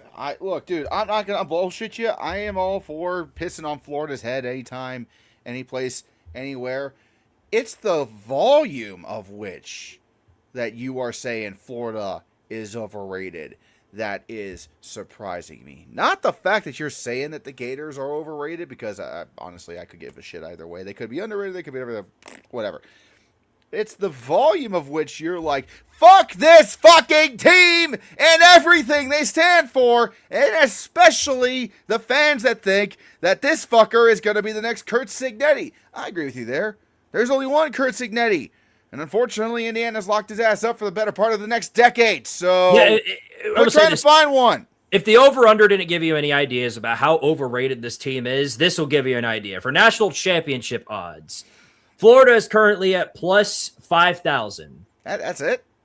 Yeah, well, that's higher and better odds than BYU, Washington, Penn State, Louisville, SMU, Iowa, Utah, Clemson, Pitt, TCU, Kansas State. What the fuck is Kansas State doing there? Yeah, no, well, there you go. Florida does not belong anywhere above those teams. It's just SEC dick sucking. That's genuinely, it's both SEC dick sucking and Florida man being Florida man. That's what I think about the whole fucking thing. I think Florida is kind of in a similar boat as, say, UCLA, and their problems are not just who's running the football team, but who's running the athletic department as a whole, but that's another topic for another day. Yeah, it's ridiculous. If I end up being wrong about this and John Summerall actually comes out and winds up winning 8 or 9 games, then all right, I'll eat my crow. But I'm very confident in that not happening. Well, there's plenty of crow that you and I will have to eat yet this season, Squiddy. And I got to tell you this right now. I have a pretty good feeling that these over-under ratings that we just did, we're going to get a fuck ton of them wrong. I don't think either of us are going to go 5 for 5 on the over or unders. Well, this is a lose-lose scenario for us here because week 3, September 19th, they play Auburn on the road in Jordan-Hare. So if Florida wins and starts out 3-0, they're going to be in the rankings and everybody's going to be glazing Florida. Auburn wins that game, they're going to be doing the exact opposite. They're going to put Auburn in the rankings and they're going to be glazing Auburn. Just for both of those teams to completely fall off the map by week 7.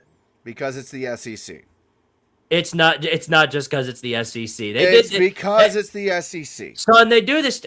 They do this to Iowa every single year. So don't give me that. What other conference is given the distinction of, oh, this is the toughest conference in college football besides the Big Ten, and everybody buys that 8 teams could actually be in the fucking running? We don't have that in the Big Ten. Yeah, everyone likes to glaze Iowa in the Big Ten, but we all agree that they have no offense. And Kirk Ferentz is a fossil. Get you a Paul Feinbaum to get out there and glaze that conference. Hell, if I had to listen to Big Noon Kickoff every single week, I would probably be talking about how the Big Ten is overrated. So I can't really blame you for that. When Paul Feinbaum winds up on your timeline every single week, hard for me to really say that I really blame you for thinking that. Yeah, well, you know what, Squid? I actually might have a solution for you if you're sick and tired of watching Paul Feinbaum every week. Because I have an announcement to make on something very special and very new coming to the Red5478 YouTube channel. This is big news, everybody. Pay attention. Take a look.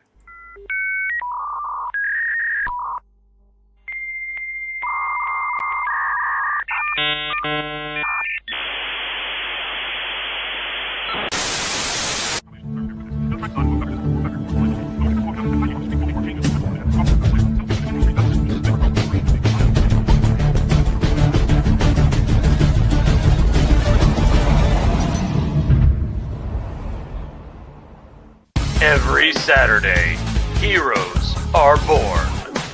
Dynasties crumble. Legacies are built. And coaches get fired. No scripts. No clickbait.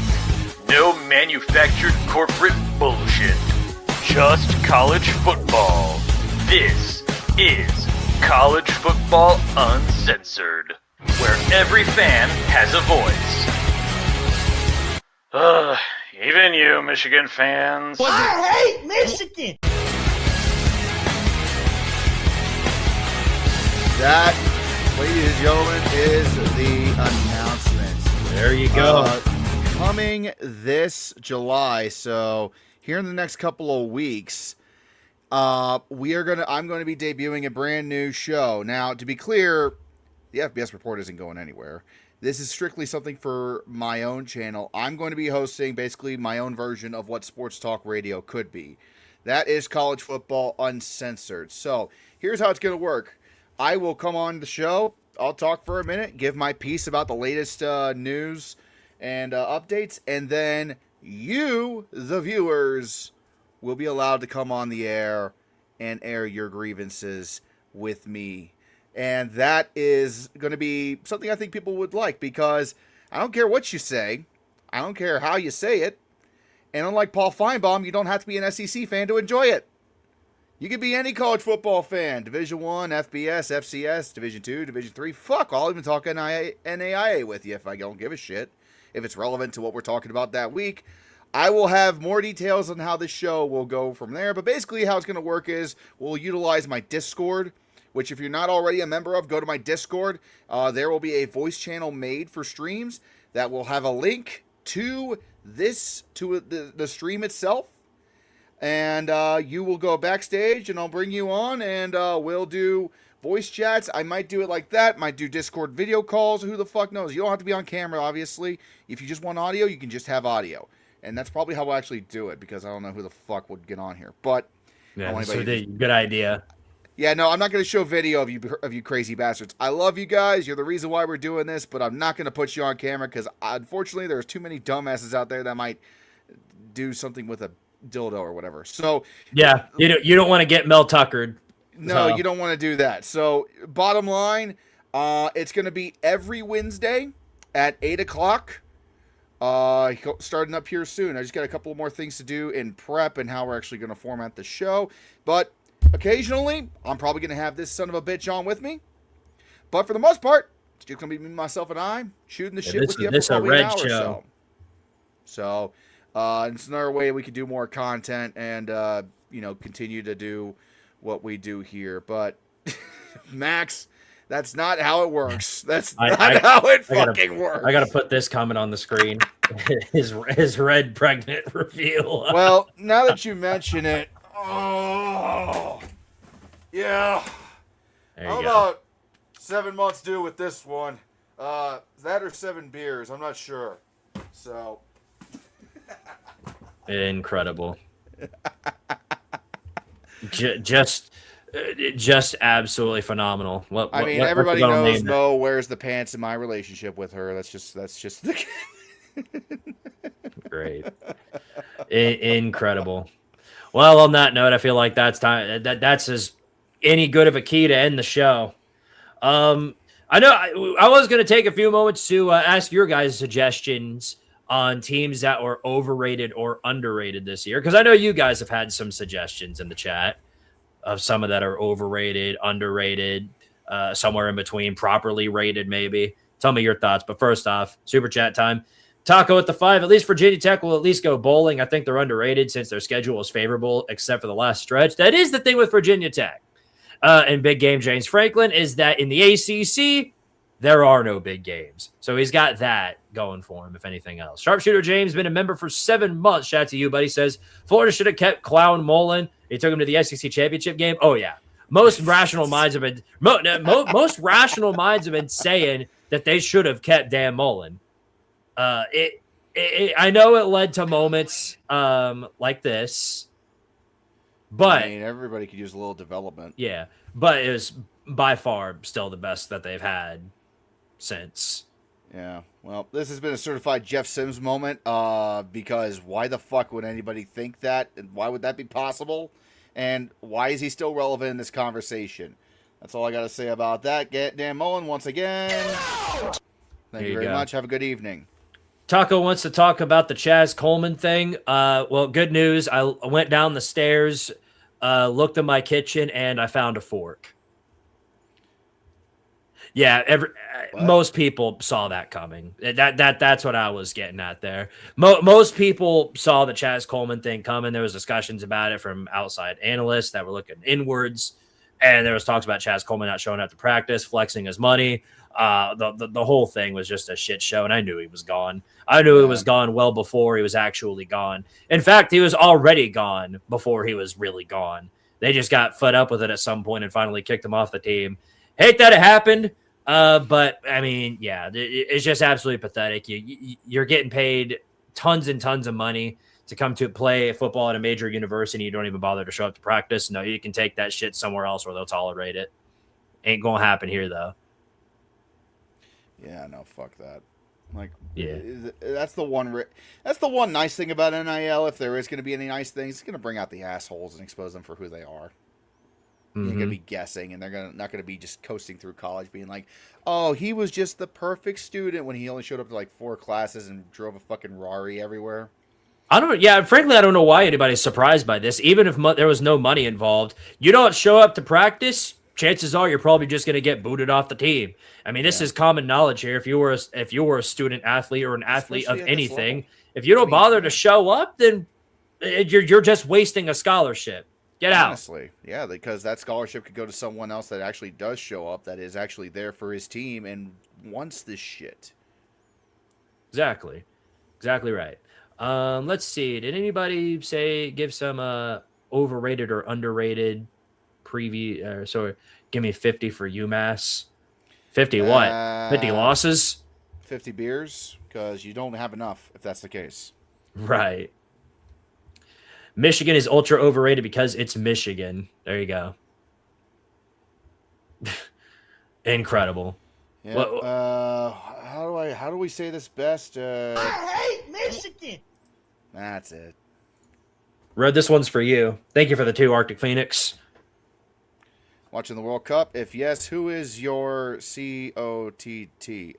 What the fuck does that mean? Oh, you don't know that either? I don't know what COTT is. Look, you got to remember something, okay? Like, I casually follow soccer, as you can see behind me here with FC Cincinnati. But I'm not, like, that deep into the soccer. That makes 2 of us. Oh, clown of the tournament. Clown of the tournament. Germany. Because of what the fuck happened with Paraguay today. The Deutschers just absolutely got bounced back to Europe by a group of Panamanians. Like, the goalkeeper that blocked like 2 or 3 shots is like 6'7" or something like that. Of course you weren't going to... What? You just couldn't resist, could you? What did I do? I saw you, motherfucker. Okay, everybody. I Red's saw got you with your schizophrenia. hands. Red's got schizophrenia. You were doing that. Alrighty then. Whatever's don't going care on if in your head, buddy. I don't care if you do it. Just don't hide it. You either are all in or you're all out. You can't halfway it with the... Look at this.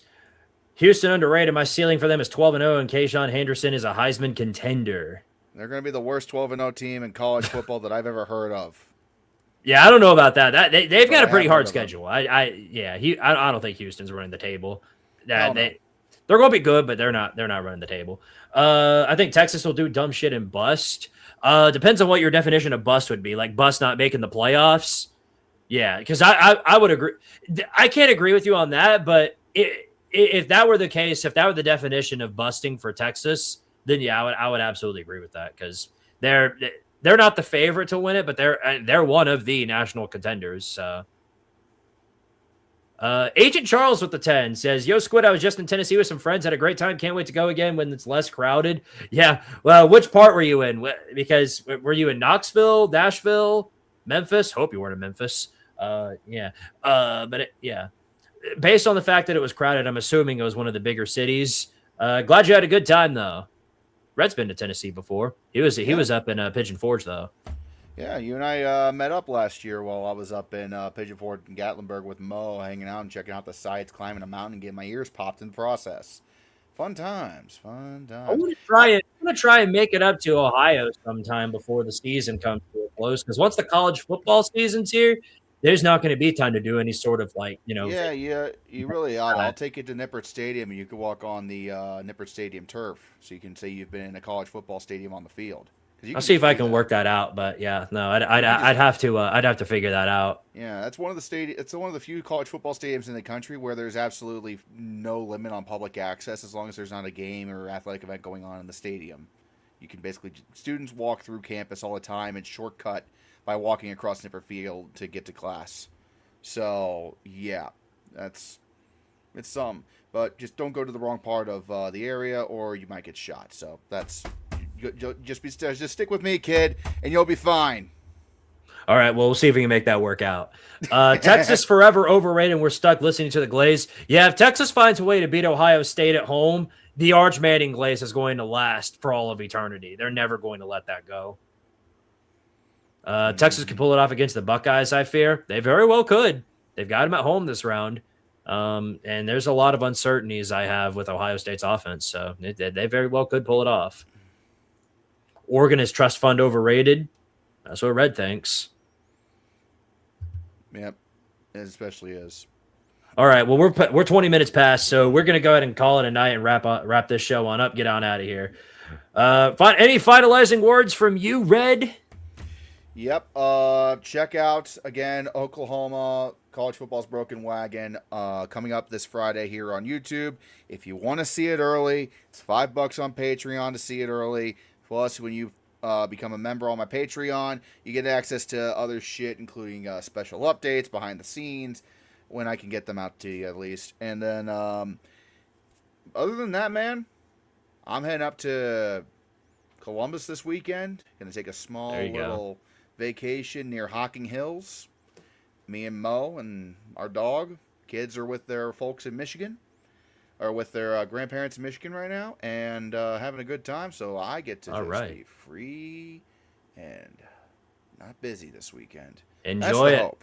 That is the genuine hope. What about you? What are you doing? Nothing much. For those of you who are waiting on the baseball video, it's the only time I'm making a baseball video. It's going to be out tomorrow, probably tomorrow afternoon. And for the channel members, it'll be out sometime later tonight. I'll put up a channel post about it so that you guys can see it when it's up. And past that, it's all football from down there. The rest of it is just going to be football content, going to get the rest of the coaching experience videos out of the way that I can. And then once we progress into August, I'm going to make sure I start it right on time this time. going to be doing the Before the Chaos series, which I do to analyze all of the power name schools. So, yeah, big times ahead of us. Going to be a very, very busy time for me specifically. And then, just trying to wrap up as much as I can before we get into the big stuff, which is, of course, the college football season. Also plan to actually do some things over on my not main channel, not so main channel anymore, which doesn't include sports. So if you guys are interested in me doing gaming content and other weird shit, then go check out Squidtard, the other channel that everybody forgets about. Well, that's going to do it for here, everybody. You guys take care. Have a great rest of your Monday. Take care this 4th of July. We're actually getting it on a Saturday this year, which is pretty funny. So you guys make sure to enjoy that. Shoot some fireworks in honor of the FBS report. I'll probably buy a few if I've got the money for it. I already got my collection in the shed right now. I got like a couple of 500-gram cakes with like hundreds of shots on it. I'm gonna be a problem in my neighborhood this 4th of July. I'm gonna get me a few bottle rockets and then just hope that I don't fire one into a house. They're gonna think the Battle of Gettysburg is happening in their backyards. Okay, I'm just gonna put it that way. Been known, yeah. That as long as nothing catches on fire other than the fireworks themselves, we're golden, right? I have a fire extinguisher full of whiskey. It'll be fine. There you go. All righty then. Well, the rest of you guys, make sure to take care. Don't follow after him. You know that. Just like Prize Picks, shoot your fireworks responsibly. Everybody knows you got to hold on tightly to your bottle rockets when you light them, okay? That's common sense. The whole way through. Yeah. Yeah, the whole way. You don't let go. Don't be a bitch. Don't listen to us. We're not smart individuals. Yeah, it's a miracle that you let me buy fireworks in this fucking town. I thought you were about to say vodka. I don't buy you that. Well, yeah, no, it's a miracle they let me still buy vodka too, but that's but don't do that. Don't combine those, by the way. Yeah, you'll get crossfaded and have 2 less fingers than you woke up with. Yeah, no, I'm talking about you, fuckhead. Don't. What the fuck? What do you mean just me? Not that me? Yes, I mean just you. Did you not see what happened in that Discord server Saturday night? I'm going to play around with Squidtard Discord server and then put the S on the front page. So, yes, I am talking to you. Listen, okay? When I get drunk or high, never both, okay, things just happen. All right. Well, and they're fun things, and you should be thankful that I exposed a very fatal flaw in your permission system. You should be saying thank you, Red. No, I did. I said it at the start of the show. I said it at the start of the show. I did say thank you for exposing that problem, so I could go ahead and fix that. Yeah, so you're welcome. Well, thank you very much. You didn't say it enough then. One last thing before we get on out of here. For those of you who are not aware, the very last episode of the Tardaria Dynasty is going to be underway, not this Saturday, but I'm moving it up to Friday. I'm going to make an update about that because I did also forget that 4th of July is happening this Saturday, so I'm not going to do them both at the same time. So this Friday will be the final episode of the Tardaria Dynasty. Hope to see you guys there. It's going to be a great finale. Planning on doing something fun afterwards. We're going to have a lot of fun. Hope you guys are there. Love you guys. Take care. Have a great rest of your night. And as always, power to Tardaria. And we'll see you guys next week. Whopper, Whopper, Whopper, Whopper, Junior Bacon, whatever, Whopper. Thank you. Join the Discord. Bye, guys. Have a good night. Oh, hold on. Wait, where'd you go? There it is. Bye.